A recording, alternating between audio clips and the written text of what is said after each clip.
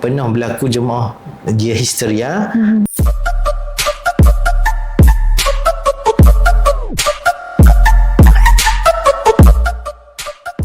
So hi, Assalamualaikum, welcome back to Star Podcast. Jadi dalam episod kali ini kita bawa seorang special, guest kita special. Kita bawa terbang iaitu yang sinonim dengan travel agency juga, wakil daripada travel agency Andalusia, betul Ustaz?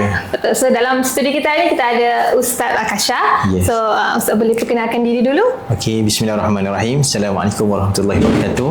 Jadi akhukum fillah, nama diberi Ustaz Akasha Muhammad Akasha bin Azman, berasal dari Kemaman dan sekarang menetap di Dungun lah, dan bekerja sebagai pegawai agama Andalusia, Cawangan Dungun.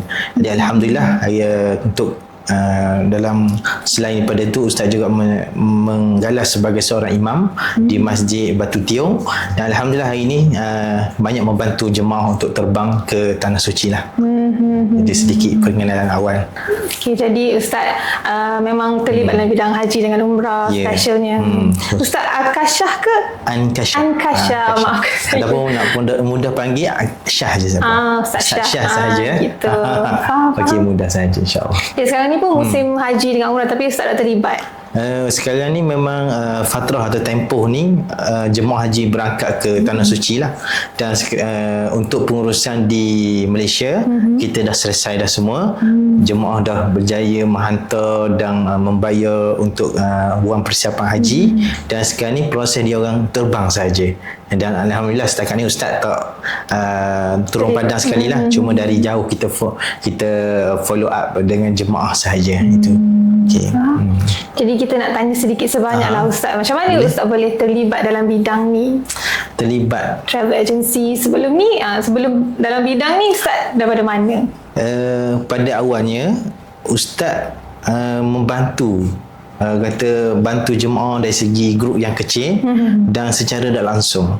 Jadi bila Ustaz bantu tu dah timbul mula-mula rasa keseronokan dan rasa macam puas hati lah, kalau orang Terengganu kata ni, memang puas hati bila kita bantu jemaah untuk terbang sana.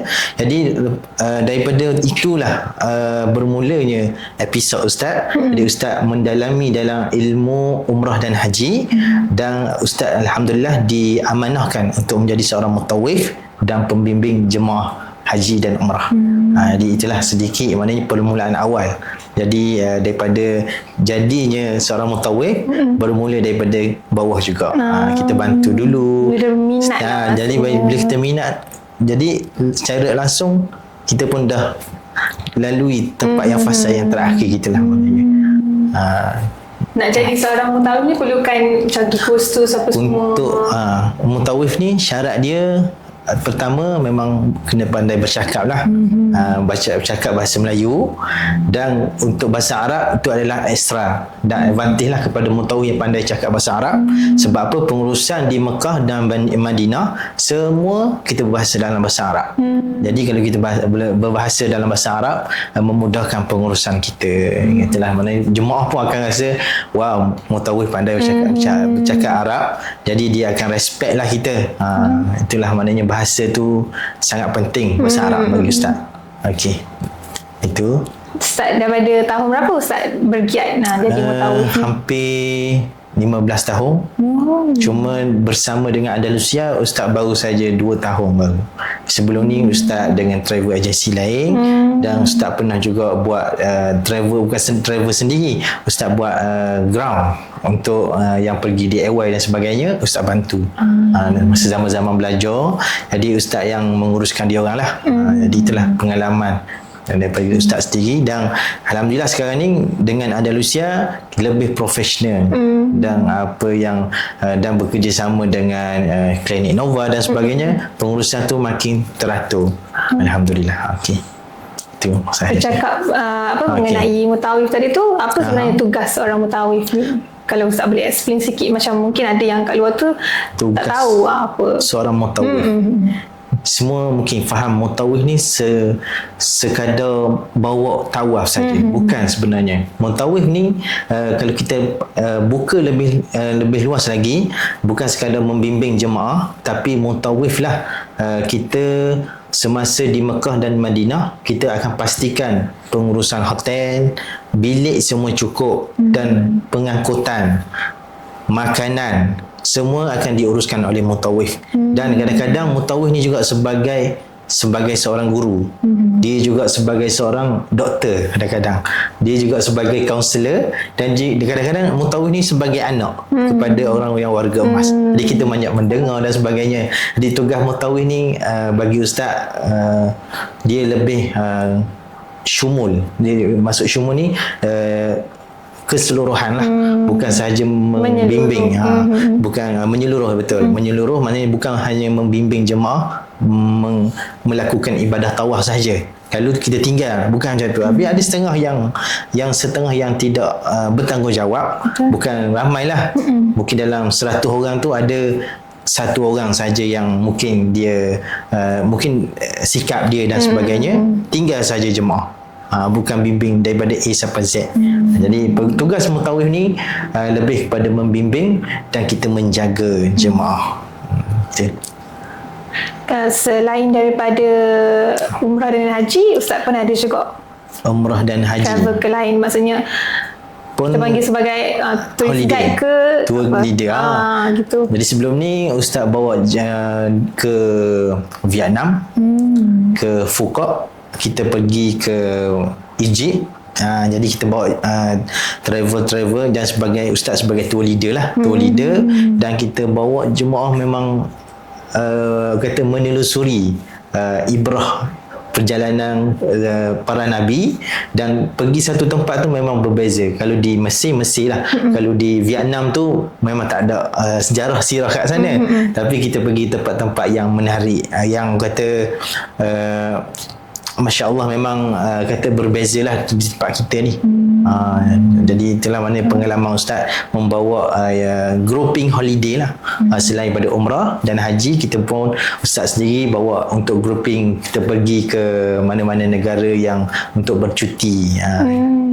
Jadi, kalau macam Andalusia sendiri pun, kalau kita dengar nama Andalusia tu sinonim dengan haji dan umrah. Betul. Maksudnya selain daripada tu boleh juga ada ada travel juga, ke lain juga. ada juga selain pada umrah dan haji, kita pun ada package holiday. Kita juga ada sediakan ticketing. Kita juga ada sediakan untuk servis dari segi kereta sewa, van dan sebagainya. Boleh berhubung dengan kami lah. Dan khususnya yang hotel, tiket taman air, tiket taman tema pun kita sedia semua. Yang dalam negara pun ada. Inbound dengan outbound pun kita semua ada. Jadi kalau sekiranya tuan-tuan dan puan-puan berminat, insya-Allah boleh saja berhubung dengan ustaz lah. Ataupun dengan bakal agent kita ke? Bakal. InsyaAllah, insyaAllah. Okey. InsyaAllah. So, macam biasanya kalau secara generalnya lebih kurang travel tourist guide begitulah, tour guide apa semua. So biasanya ramai yang ingat tour guide ni suka-suka boleh pergi travel. Bagi ustaz pula, apa macam cabaran ke pengalaman? Boleh share pengalaman ustaz sepanjang jadi mutawif ke? Cabaran memang banyak cabaran. Sebagai seorang mutawif ni memang tak lagi lah, sebab kita bawa grouping yang ramai. Jadi bila grouping yang ramai ni akan ada perangai jemaah berbeza-beza. Jadi kita seorang mutawif, untuk kita handle lebih kurang 45 hingga 47 orang jemaah dalam satu penerbangan. Jadi seorang mutawif kita akan pastikan jemaah, iaitu kemungkinan ada yang komplain berkaitan dengan ustaz, kenapa bilik terlalu sempit, ustaz kenapa bilik hotel terlalu jauh. Jadi sebelum kita bawa jemaah sampai ke Tanah Suci, jadi diorang ni dah dapat itu confirmation letter sebulan sebelum penerbangan. Jadi bila mana sampai di sana, jemaah tidak akan persoal lah dari segi kenapa duduk hotel ni, kenapa jauh sangat, dan dia dah pilih apa yang dia dia pilih dengan package yang dia bayar. Jadi tak berlaku lah. Jadi cabaran di sana bila jemaah berjauhan dengan keluarga. Jadi tidak mengharap ke siapa. Kita mengharaplah kepada mutawif. Jadi mutawif lah sebagai rujukan kepada jemaah-jemaah semua. Sikit-sikit ustaz nak pergi kiblat kat mana?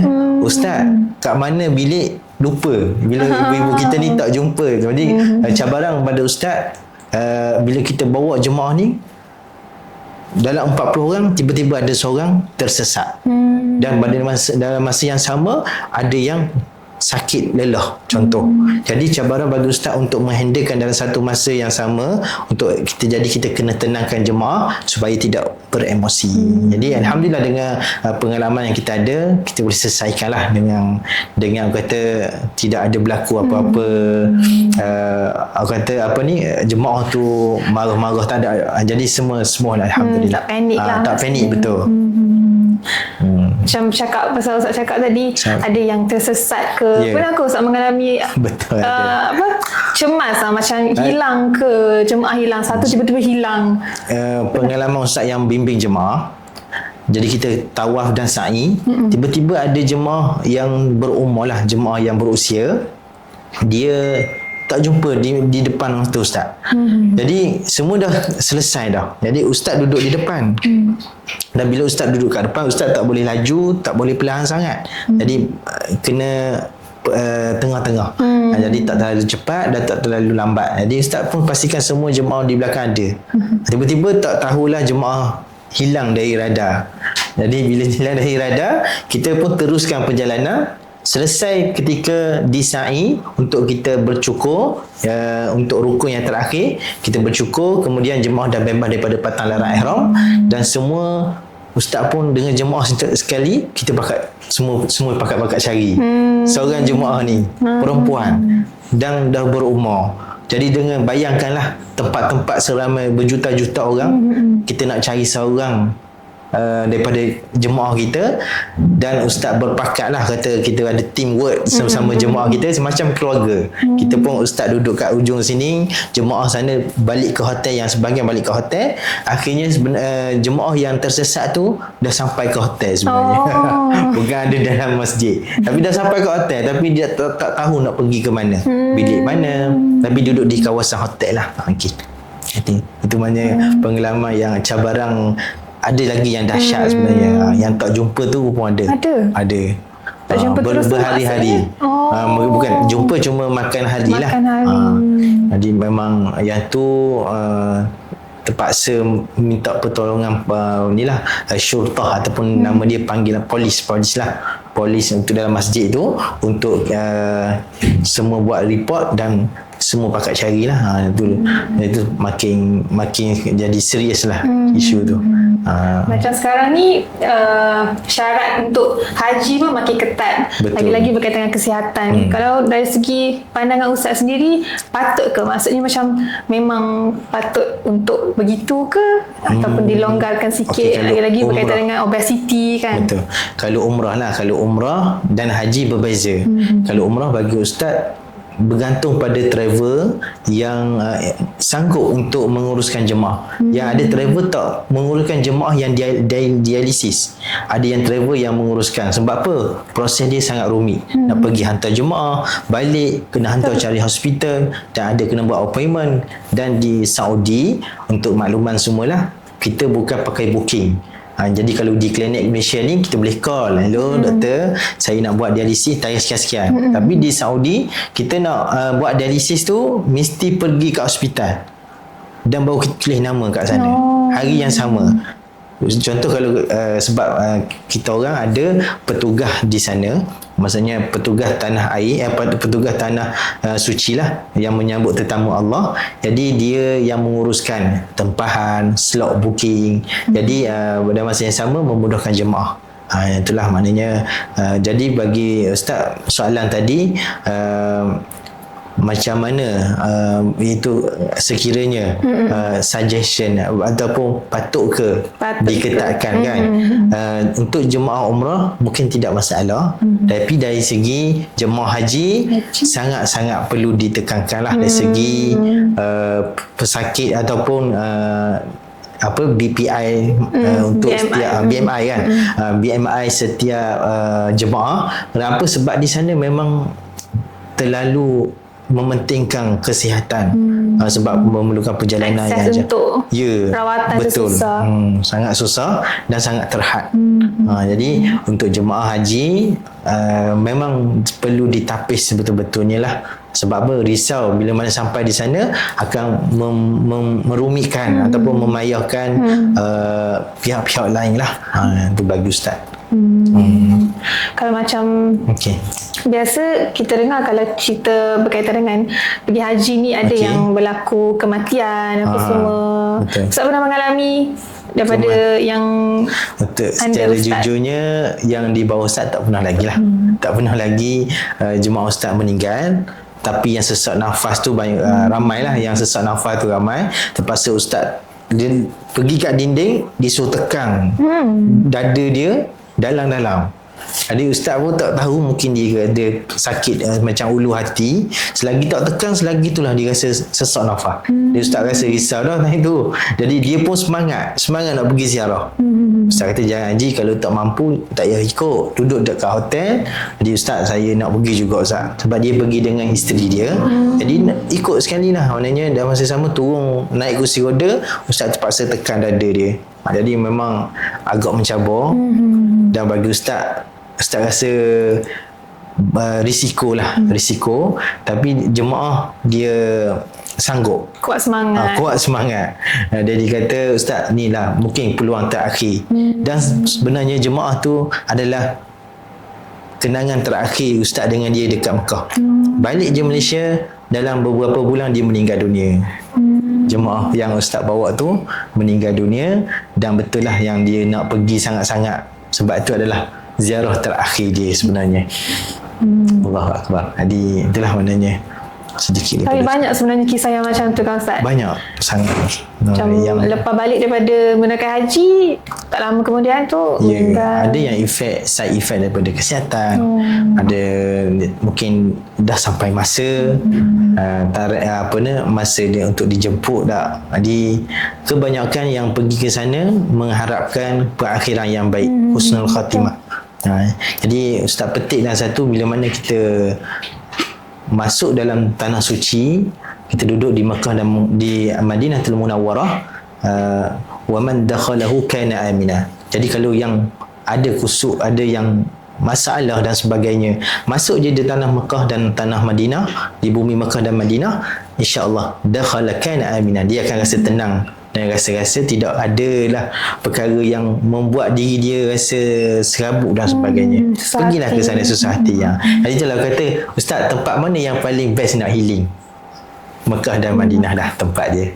Itu sebab disebut dalam Al-Quran, wa man dakhalahu kana amina. Jadi masuklah, insya-Allah kita sama-samalah, kalau ada peluang, ada planning nak pergi ke sana, boleh. Betul, insya-Allah. Insya-Allah. Cari Ustaz. Boleh. Mana-mana agensi pun boleh, insya-Allah. Ustaz, masa ni Ustaz nak promote. Untuk package umrah yang ada di agensi Andalusia, kita ada package paling murah 5,990, hampir 6,000 lah. Dan package tu package transit dan dapat full board, makan 3 kali sehari, visa umrah, dan kita akan bagi set bagasi dan sebagainya, kurma, sejadah, dan banyak lagi lah. Dan tak rugilah, dengan harga 6,000 tu dah mampu nak buat umrah. Dan selama 12 hari. Kita tak ada package 6 hari 7 hari. Sebab apa? Tema Andalusia ni, promo Andalusia sikit Tak apa, sebab kita penyucian jiwa di Tanah Suci. Kalau kita ambil dengan jarak yang pendek ataupun masa yang singkat, 7 hari ada package yang tawarkan 7 hari, 1 hari perjalanan, 1 pergi dan balik. Bermakna ada 4 hari sahaja duduk di Mekah Madinah. Betul. Mungkin penyucian jiwa tu tak sampai lah bagi Ustaz. Kalau 12 hari ni Alhamdulillah lah, maknanya 7 hari di Mekah, 5 hari di Madinah. Itu makna bagi Ustaz. Ambil masa yang lama. Okey. Tetap okey. Boleh subscribe. Baik, okey. Okey. Jadi macam ada juga kisah-kisah macam biasa orang share juga. Ini biasa yang kita dengar-dengar kan. Macam kisah apa ada macam betul ke ada kes yang macam bila sampai kat sana tak jumpa Kaabah ke? Memang betul ke ada kisah-kisah yang macam tu? Kita biasa dengar kan. Biasa Ustaz pun cerita kepada jemaah haji, hajah. Sebab jemaah kata, Ustaz, saya takut Ustaz, saya sampai ke Mekah, tiba-tiba saya tak boleh nak jejak tanah Mekah. Lepas tu dia terlalu risau sebenarnya. Underline kan sebut dalam bahasa doktor. Bahasa medical ni apa dia? Underline. Dia jadi takut, dia gementar, gemuruh. Jadi dia jadi dalam badan dia ni dia tak dapat kawal perasaan dia. Anxiety dan sebagainya. Dia, Ustaz, kenapa tak boleh nak turun ni Ustaz? Tak boleh nak pijak. Sebab apa? Dia lupa buka tali pinggang. Buka tali pinggang. Jadi mindset dia. Jadi sebenarnya sampai sebenarnya ada yang kata tak nampak Kaabah, kemungkinan dia gemuruh. Dia gemuruh, dia tak relax lah orang kata. Tak relax. Dan dia kata, Ustaz, turun-turun sebab apa tak nampak Kaabah Ustaz? Tak nampak Kaabah. Turun di Mekah, rupanya dia sampai tu, Ustaz, saya dah jumpa, saya sampai-sampai tak nampak Kaabah. Kenapa Ustaz? Hajah, kita turun kat Madinah. Kita turun kat Madinah. Jadi Madinah tak ada Kaabah. Jadi itulah, jadi bila berlaku tu dibawa cerita-cerita tu tak nampak dah macam sebagainya. Betul, tapi yang itulah tu selingan. Maknanya ada sebenarnya yang tak nampak. Disebabkan mungkinlah faktor Allahumma salli ala sayyidina Muhammad, latar belakang dia, mungkin dia Wallahualam, Ustaz tak tahu, kita tak buruk sangka pada dia. Mungkin ada apa-apa yang dia tak selesaikan sebelum dia pergi. Sebab apa? Kalau kita nak buat umrah ni ataupun haji, penting bagi kita semua untuk memohon maaf kepada semua kawan-kawan kita, ahli keluarga dan semua rakan-rakan jiran tetangga lah. Sebab apa?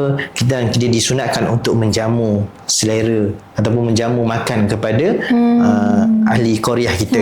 Itu adalah kebiasaannya yang dibuat oleh yang dibuat oleh jemaah-jemaah yang akan terbang.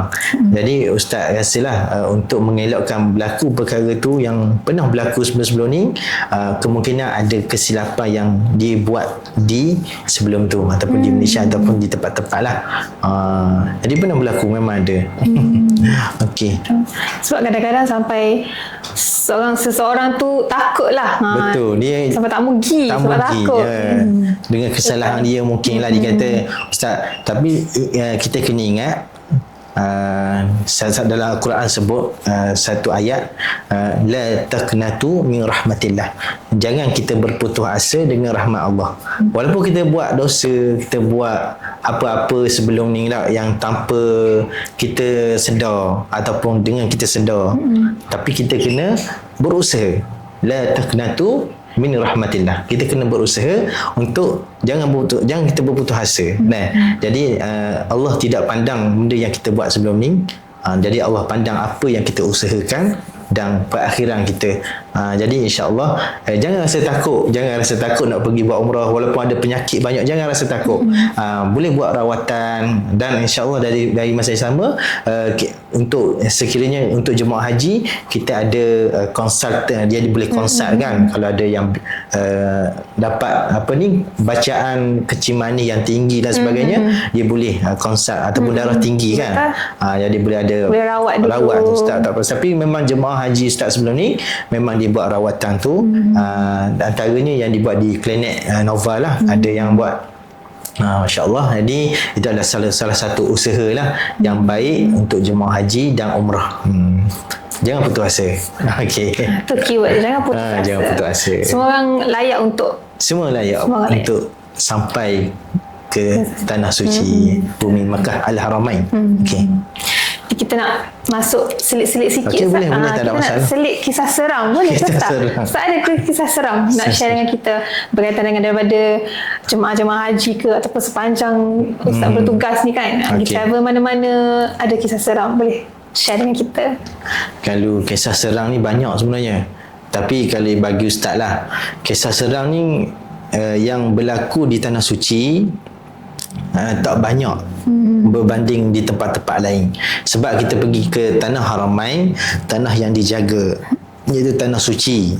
Dan berlaku tu tempat pada asalnya memanglah kota Mekah tu tempat zaman jahiliah yang ada ada patung-patung yang disembah berhala, disebut berhala. Dan di situlah puak-puak zaman kafir Quraisy sebelum-sebelum ni buat kejahilan yang orang kata tak dapat difikirkan.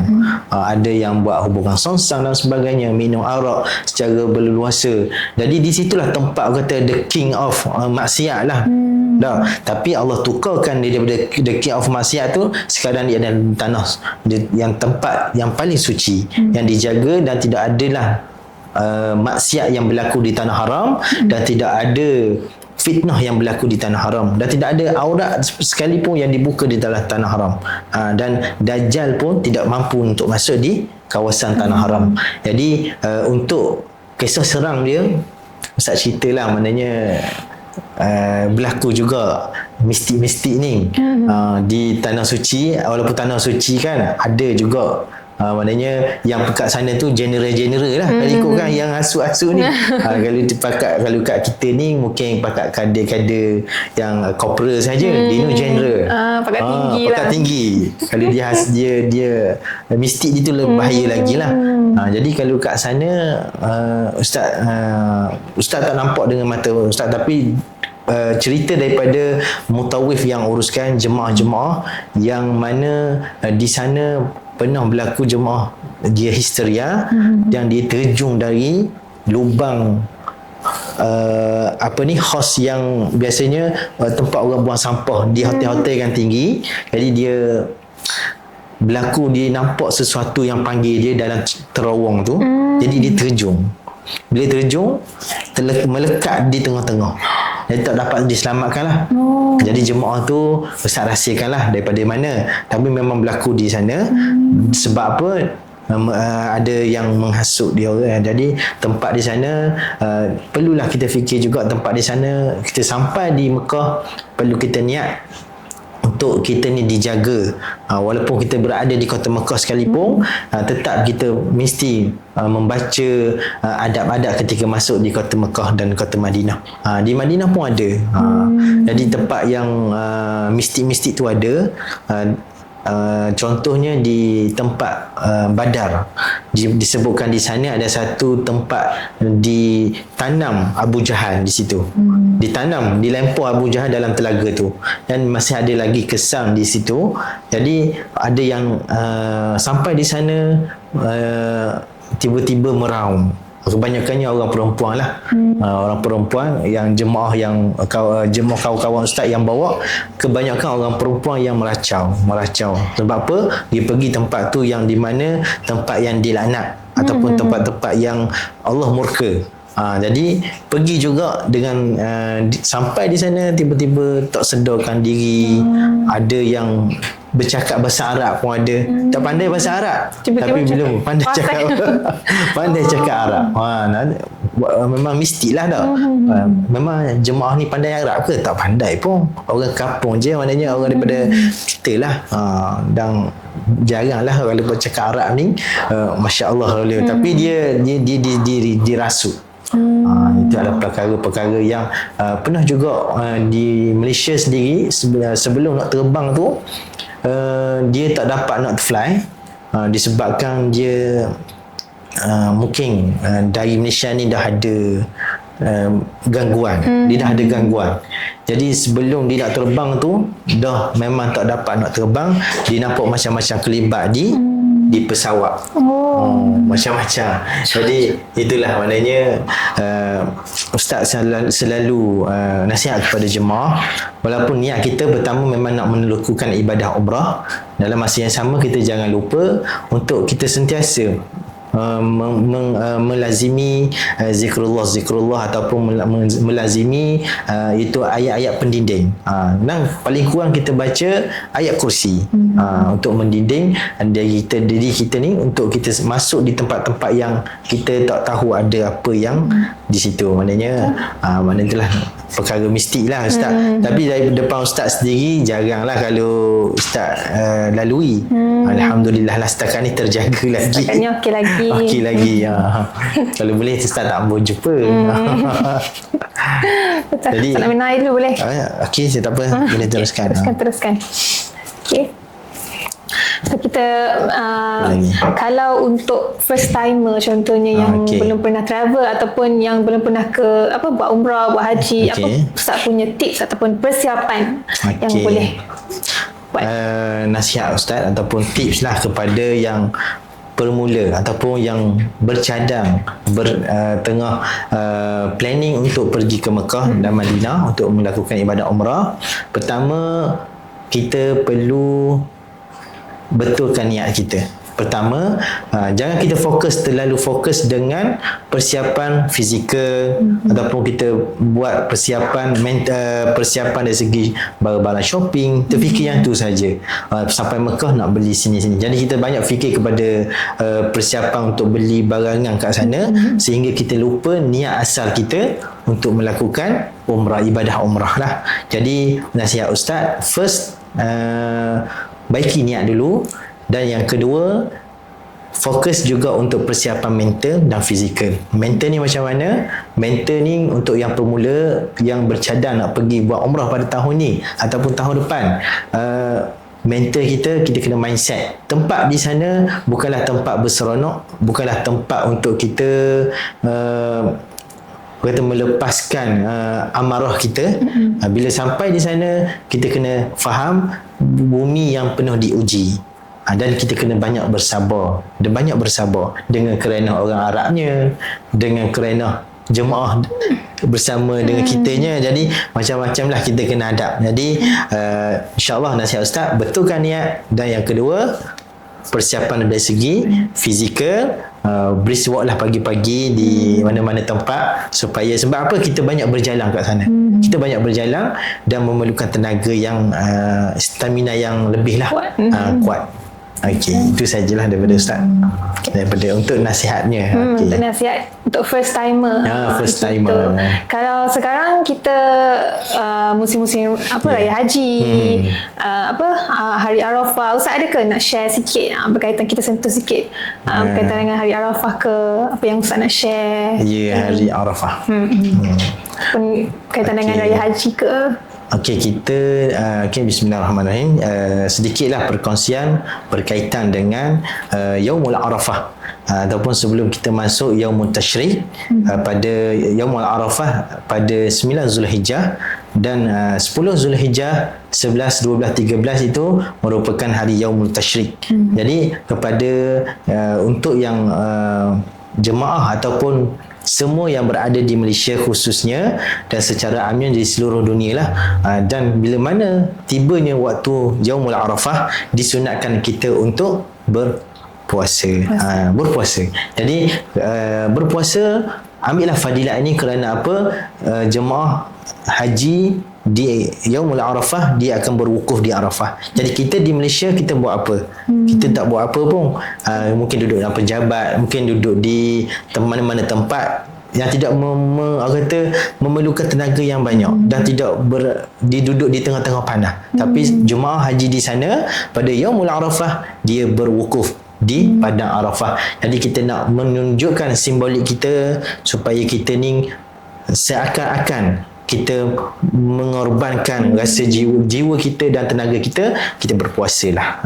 Jadi ambillah fadilat puasa Yaumul Arafah, kerana banyak perkara-perkara yang diberikan jarang oleh Allah Subhanahu Wa Taala kepada kita. Jadi itu satu. Dan yang kedua, untuk Yaumut Tashrik, jadi pada hari Tashrik tu disunatkan juga kita untuk berkorban. Jadi kalau ada peluang, berkorbanlah. Hatta kalau kambing seekor sekarang ni dalam 500-600 jugalah. Kalau ada peluang kita berkorban selama hari Tashrik tersebut sampainya 13 masuknya waktu maghrib, dah tak boleh dah nak buat sembelihan korban. Dah tak dikira korban dah, dia dikira akikah ataupun sedekah lah, ataupun sembelihan biasa sahaja. Jadi itulah insya-Allah sedikit nasihat daripada Ustaz. Terima kasih Ustaz untuk perkongsian tips-tips tu. Sama sikit lah, kita nak minta macam Ustaz share, kalau diberi peluang untuk Ustaz nak berkongsi pengalaman ke nasihat untuk yang mana bakal haji, yang belum Ustaz tambah tadi ke? Ada lagi ke Ustaz nak tambah sikit-sikit nasihat Ustaz kepada jemaah haji? Kita berakhir. Okey, Allahumma salli ala Sayyidina Muhammad. Jadi sedikit penutup lah, kata perakhiran pada petang ini sesi kita. Nasihat Ustaz untuk para jemaah, Ustaz petik dalam satu surah yang Allah Ta'ala menyebut dalam surah wal 'asr innal insana lafil khusr illa allazina amanu wa 'amilus solihat wa tawassaw bil haqqi wa tawassaw bis sabr. Jadi demi masa, Allah Taala bersumpah dengan masa. Wal 'asr innal insana lafil khusr, sesungguhnya innal insana lafil khusr, sesungguhnya umat manusia ni semua dalam keadaan kerugian. Illa allazi, Allah menyebut di situ dengan harfu illa, dengan makna kecuali, melainkan ilal ladzina amanu wa amilus solihat, melainkan orang mana yang beriman dan melakukan amalan soleh, wa amilus solihat wa tawassaw bil haqq, dan mereka berpesan-pesan dengan kebenaran, dan wa tawassaw bis sabr, dan mereka berpesan-pesan dengan kesabaran. Jadi ambillah peluang ni para jemaah dan kita semua yang berada di Malaysia dan khususnya di bumi Terengganu ni, jagalah masa, dan yang penting masa, dan pada masa yang sama kita berada di tanah Arafah, kita berada di bumi Mekah, kita masa sangat-sangat singkat. Kita tak sempat, tiba-tiba ya Allah 7 hari dah berlalu gitu je. Kita buat haji 45 hari paling lama lah, ada yang 50. Sekejap saja berlalu sebab masa kita abaikan begitu saja. Banyakkan amalan. Kalau di Mekah, banyakkan amalan sunat di Masjidil Haram, dan banyakkan amalan sunat di Masjid Nabawi. Jadi untuk kita di Malaysia, jaga masa juga, jaga masa, tepati masa dan sebagai seorang muslim yang berjaya, iaitu kita menjaga masa dan kita juga berpesan-pesan dengan kebenaran dan berpesan-pesan dengan kesabaran. Jadi itulah sedikit akhir kalam daripada Ustaz. Mudah-mudahan kita semua dapat beramal lah, InsyaAllah. Macam kita tazkirah pula. Betul. Tapi sesi podcast ni dia banyak bercakap dua hal sebenarnya. Tapi betul. boleh tanya apa-apa yang boleh Ustaz nak dari segi. Sebelum tu Ustaz tak tahu lagi nama sebenarnya. Daripada nama saya awal tadi. Sofia. Betul. Okey, Sofia. Jadi Sofia, bagi Sofia lah, kalau boleh Ustaz bertanya juga lah untuk persiapan bagi jemaah haji. Contohnya dari segi Ustaz kata tadi persiapan ilmu. Adapun kalau di pihak Sofia sendiri, apa yang lebih utama bagi Sofia? Kalau daripada segi persiapan, saya rasa macam betul lah, kesihatan tu penting. Macam untuk seseorang, contoh kalau saya pun jenis kurang yang aktif ke, so mungkin lah sebelum tu kan prepare kan, beriswak dulu jalan. Betul. Jadi kesihatan dan kata aktiviti, kena kita ada aktiviti lah, something untuk kita buat.